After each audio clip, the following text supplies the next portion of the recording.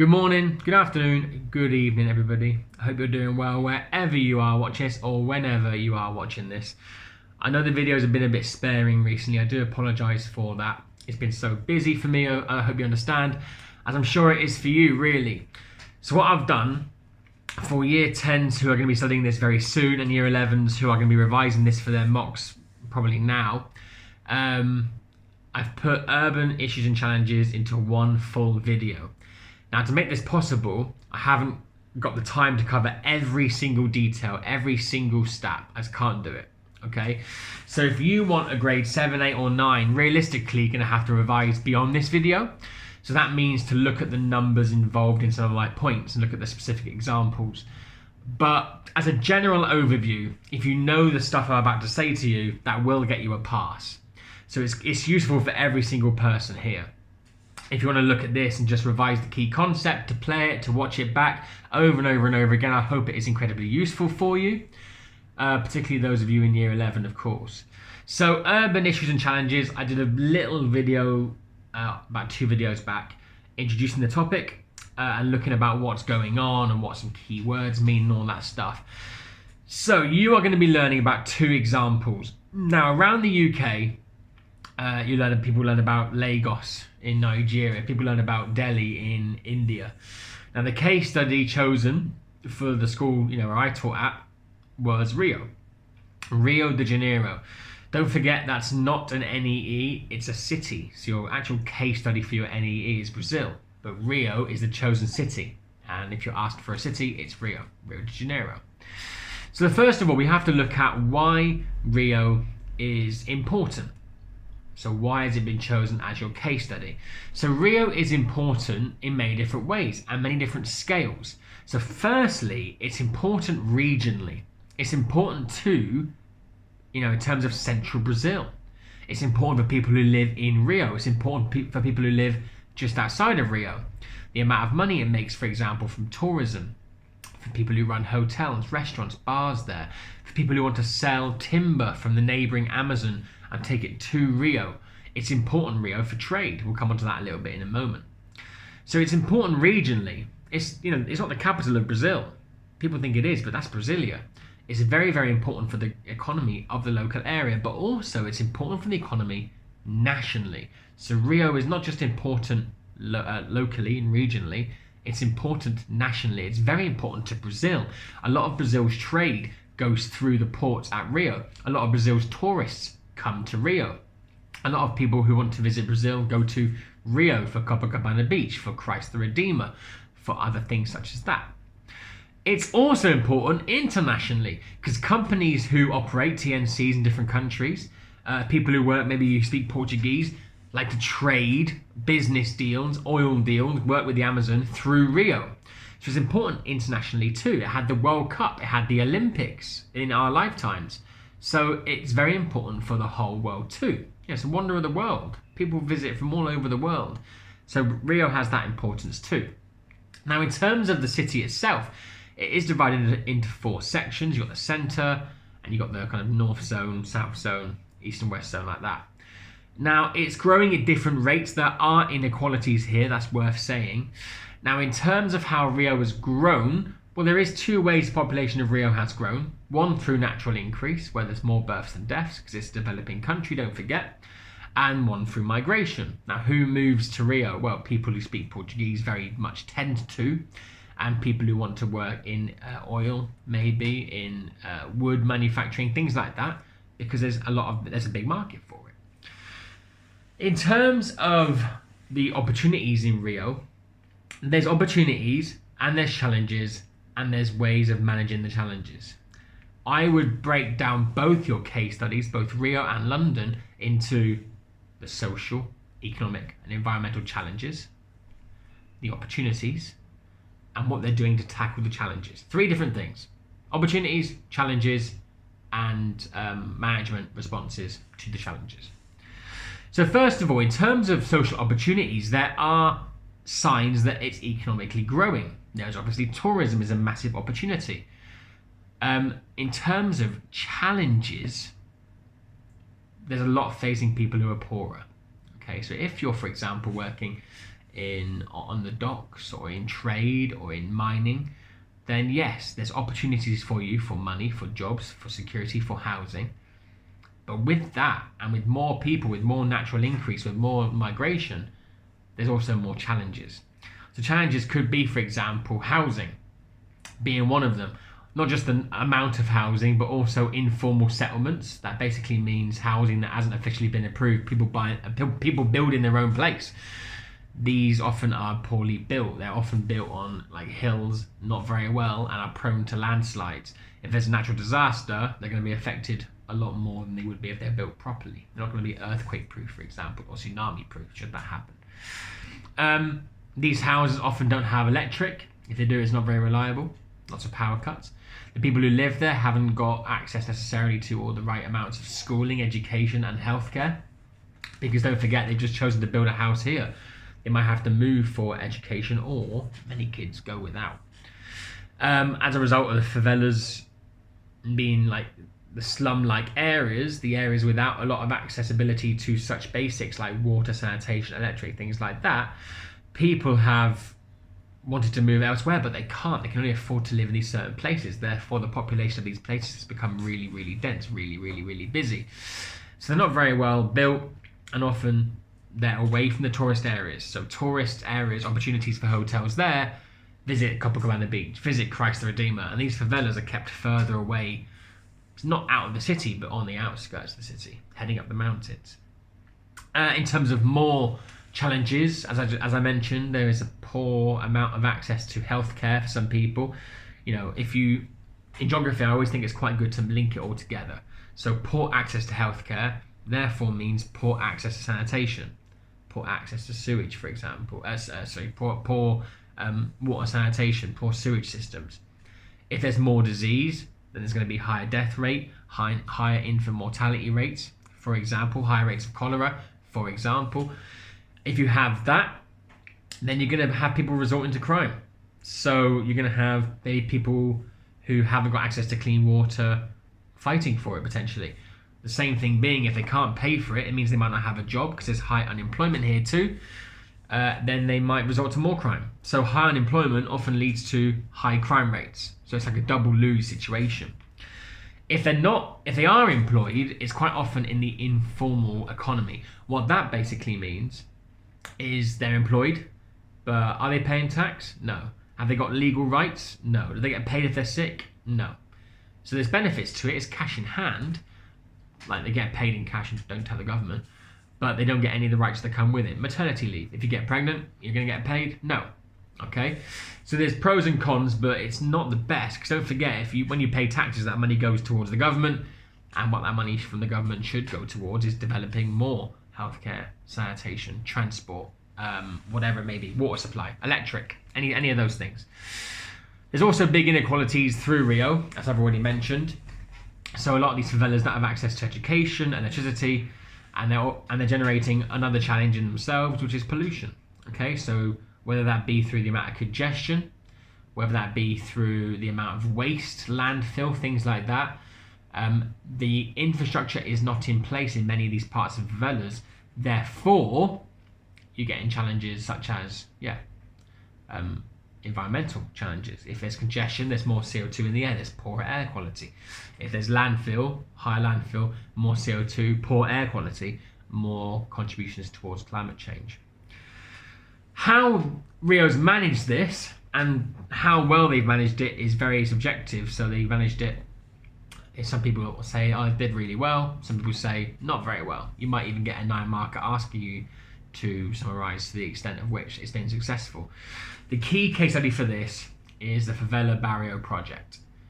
Okay, what they're doing to try and improve the area, trying to improve the favelas with the Favela Barrio Project.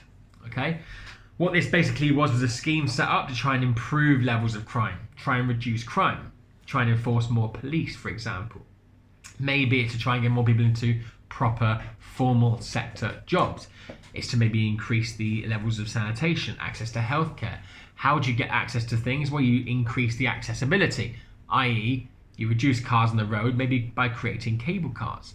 And that didn't go too well because that folded before it's not working anymore. But the idea was there to try, and that's kind of an evaluation. But the idea there is to try and make sure that they're trying to get people off the roads, reducing congestion, and that obviously improves the environment too. So it went well in some ways, it didn't go well in others. There's still crime in the area, there's still massive inequalities in the area. As I mentioned, the cable cars didn't quite work, but things were reduced in terms of the economy. That was improved for some people, but access to waste and stuff still was a problem in parts of Rio. And that's the evaluation. In other words, Rio has a lot of good things going for it. But in long story short, there's a long way to go before everyone gets the basic rights to sanitation, basic access to strong water supply, electricity, and education, for example. So, in the Favela Barrio project, that is them trying to make sure the favelas are improving or developing. In Rio, I have a few stats for you here. In Rio now, 99% of people have access to reliable electricity. That's really important for things like businesses, working on computers, things like that. Also, you have the water treatment facility. So that's trying to improve the water quality. And you've got charities and things trying to reduce the amount of waste going into the rivers to try and clean the water. That's really, really important. Now, one thing that I think really helps with this is a revision technique. Now, I know I talk quite a lot and I'm a bit confusing sometimes. Let me just clarify. When I'm revising Rio, if I were you, year 10 or 11, doesn't really matter. I am breaking it down, again, I've said this already, but into 3 different parts. Revise the challenges, okay? Revise the opportunities, and revise the Favela Barrio project, so the management strategies, okay? Revise those 3. I'd make 3 flashcards, okay? The other bits of why is Rio important, that is the people who get grade 7, 8 and 9 bringing that in. That's to make an answer on the Favela Barrio project better when you say why it's needed. It's if you know about Rio being regionally and nationally important, you can justify an argument a bit better, okay?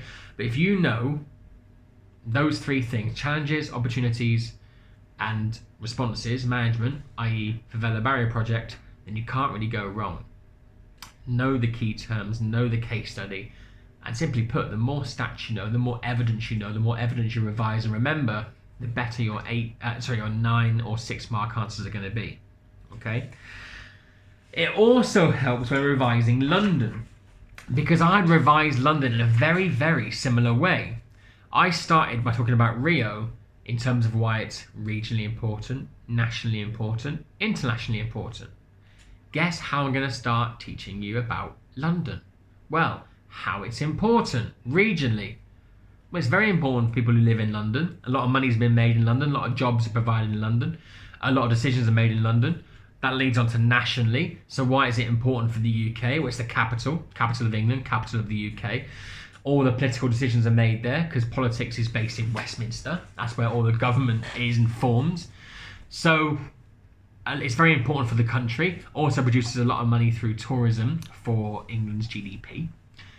And a lot of people live there. And it's important internationally. It's a mega city of the, it's a really big city in the world. Its population is, if you expand it to the wider region, is like 12 million, and the actual London is 8 million. But it's really important for people visiting from all over the world. It's like a tourist site, isn't it? It's got loads of airports in London alone: Stansted, Southend, Luton, City, Heathrow, Gatwick. 6 airports.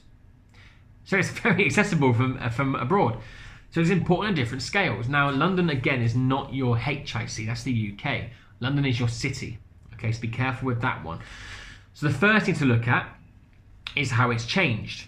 It's got bigger, right? I'm not going to go into lots of detail here, but in terms of the size, it has urban sprawled over time. It used to be a very, very small bit where the city of London is today, where London Bridge is, and now it goes as far as Wembley, Croydon in the south, Stratford over towards the east, for example, and all the way over to like Chelsea and Kensington in the west. It's getting a lot bigger. Okay, now this means it's changed in terms of size, it's changed in terms of demand, so more people for housing, more people need transport and all that stuff. But it's also changed culturally. So a lot of people watching this video might be descendants from migrants, and you might live in London. So migration has changed the culture of from the UK, but nowhere more than London. Now, in terms of whether it's a good or a bad thing, it does depend in terms of what metric you use. So in terms of the culture enrichment, in terms of the access to opportunities for people from abroad, in terms of the cultural mix, it's been really, really strong. In terms of making, well, I'll come on to the challenges later, but in terms of making things like the Tube, London Underground, busier, in terms of making congestion worse, it literally has a negative impact. So the example for that one was Shoreditch, really, where people moved to an area and changed the culture of it. And this is where you can bring in your gentrification from the last video, where people with money moved to an area and changed the characteristics of that area, making it better, making it more expensive, but then also forcing local people out. Because it's become a lot more expensive, now it's more trendy and more cool to live there. Then you look at how London's changed in terms of economically. So that's more of a social one, but economically, you have Docklands. Now, it just so happens that your case study for fieldwork is the London Docklands as well, and Canary Wharf. Now, what happened here, I'm not going to go into it in a lot of detail. That's for you to revise on your own. But it has regenerated. A lot of money has gone into things like Canary Wharf, like the DLR, to try and improve that area and make it a desirable area, and now it has. So now it's one of the wealthiest areas in London in terms of access to education, access to healthcare, in terms of money, in terms of cost of living, in terms of rent prices. It's all sky high. It's really, really good. That has forced people out over time, of course. But the aim of the regeneration was to improve the area, to change the area for the better and create opportunities more economically and socially. And there is jobs there now as well. In terms of opportunities, these are all opportunities, by the way. So social ones, in terms of gentrification, economic ones in terms of regeneration, and environmentally, don't forget, is urban greening. So London's done a lot of things to make the area better for the environment. It's committed to making 50% of London green by 2050, I believe it was. And you also have things like the congestion charge, which is where London now charges, I believe it's £15 a day for a car to drive through central parts of London. The aim of that is to reduce the amount of cars on the road. If you've got to pay £15, people might not drive, they'll choose the train instead. Therefore, there's less congestion. That's the theory. You've also got ULEZ, the ultra low emissions zone, which is expanding. It's got a lot of negatives and a lot of criticism, by the way. Both of these things have. But ULEZ is where, again, you pay money to drive certain cars in certain areas, depending on the type of vehicle you have, how environmentally friendly it is. And this has, again, caused controversy, but it has removed and reduced cars off the road, making the air, in theory, cleaner, although the success for that is actually a bit controversial, not quite going as well as planned. And then you've got the things called Boris bikes. So Boris Johnson, before he was Prime Minister, he was the Mayor of London, and he brought in a load of bikes for people to use. The aim of that was to say, well, if you're going to get on a bike, you haven't got to use your car. So you can, get on your bikes, you're more environmentally friendly, and then the cycle lanes had to be upgraded and all that kind of stuff. Now, this is all great for the environment, but in terms of the economy, it has also taken a hit in some places. For example, now, taxis and stuff are making less money than they used to because of all these different schemes. But there's mainly positives when it comes to the environment. Now, not everywhere in London has all these opportunities. Some areas have actually suffered through deprivation. So deprivation is being deprived of something, so not having something or having less access to healthcare, sanitation, education, things like that. Everywhere is not the same. So you might see, if you're in year 11, I showed you this last year, if you're in year 10, your teacher might be showing you this now or might do soon, a tube line map. So along the Jubilee line, it goes all the way from kind of central London right out into East London. At each different stop, there's a different life expectancy. And from some parts of like East Ham, for example, through to central London, it's 10 years difference. Because some areas are not as well equipped, some areas are more deprived. Therefore, they're living less amount of time. There's more disease, there's less quality healthcare. On average, people live up to 10 years like more in wealthier parts of the city. Even in London, even today. So, in terms, that's what people, that's some of the negatives and stuff, that's some of the challenges. We've got to try and make that more fair and improve access to for everybody. So, opportunities, challenges.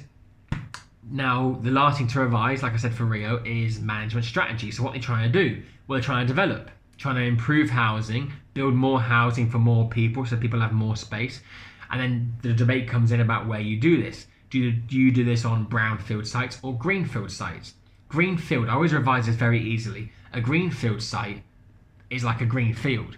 So it's an area that's very natural, hasn't been built on before, tends to be green fields, and you can rip up the green field and build loads of houses, maybe a train station, maybe some schools, things like that. So you can do that. That obviously can be sometimes a bit cheap. It also can damage the environment though, and ruin the landscape. However, you've also got brownfield sites. So what you could do is develop land, develop housing where there used to be something. So brownfield site is where there used to be land that's developed on. So land that was developed on in the past. So for example, a factory. If a factory used to operate in an area, but it closed down, you can knock that factory down and rebuild something more useful there. This is to try and make London better. People maybe, for example, can then move out of the city. They've been priced out of the centre and live slightly further out in these suburb areas. If you're going to do this, you have to improve the amount of train lines coming in. You have to improve the amount of congestion caused by this. And obviously there, that's going to generate its own pollution. So you have to manage those different things, really. And long story short, that is why they brought in congestion charge, ULEZ, Boris Bikes and urban greening to try and reduce the impact of these environmental challenges. And that, with a lot of emissions, unfortunately, guys, is urban issues and challenges, your two case studies, really. So I would definitely recommend making at least one A4 page worth of notes on both cities. So, spoilers, you might get your own notes from your teacher, but I think if you make your own A4 bit of paper with your own notes on Rio, and then flip it and have your own notes on London, that is a really useful revision resource, and also, whilst making it, you'll learn a lot more about the cities in question. So, in terms of grading, if you want to get a grade 5, a good pass at Geography GCSE, you must know the basics. You must know your case studies. You must know about what happened in Rio. You must know about what happened in London. You must know that they're your case studies. I can guarantee somebody in your class will get that wrong in the real exam. It happens every year. It sounds so stupid, but if you can know that they are your examples, Rio, in Brazil, your NEE, or London in the UK, your HIC, if you know those, and you know the opportunities that happen in both, the challenges that happen in both, and maybe some ways of managing those challenges, whether it be Favela Barrier Project in Rio, or it might be congestion charge in the UK, for example, then you're laughing and you're well on the way to a pass. Where you get the grade 6, 7 is where you know them in more detail, so you know a bit more about Boris Bikes rather than just bikes. You know about maybe that 99% of Rio has a reliable electric rather than a lot of Rio.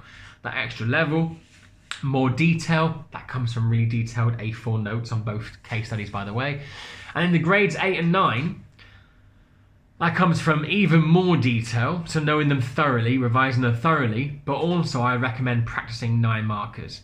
So I would look at 6 and 9 markers, but mainly 9 markers on Rio and London.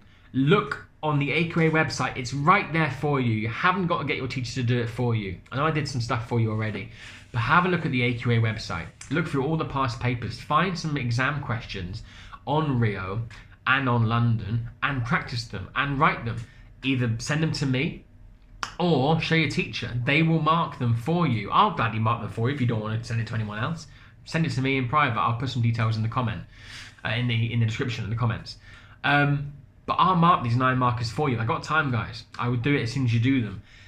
find them yourselves. That kind of level of independence and finding these questions and practicing them and writing them and sending them and getting them marked and getting feedback and working on that feedback is the kind of people who get grade 8 and grade 9 in HSSE. It just is. If you practice and you can see where you're going wrong, you can see what you need to include, what you don't need to include, and this makes your answers better and better and better. And also, the more you practice, the better you'll get in terms of timings, in terms of writing 9 markers, so you're not panicking the exam and leaving yourself short. And that's all I can recommend, really. I'd recommend, a side of A4 on both case studies, one on London, one on Rio, maybe a few boxes. So one, like a mind map. One box could be background information. Why is it important? Where is it? Challenges, opportunities, management strategies. Turn it over. London, challenges, opportunities, management strategies, that kind of thing. And then find some 6 markers on AQA and write some answers down for them. Use your notes first of all. So use your notes that you have here, that you've made, and then you can maybe in the future, maybe like from January, February onwards, practice these 9 markers without your notes. Because ultimately in the exam, you're not going to have your notes on you. Any questions, please let me know in the comments. We'll get back to them within a day, I promise you. I have my phone on me all the time, and I've got the internet here for a few days, so I'll definitely be spending some more time on this.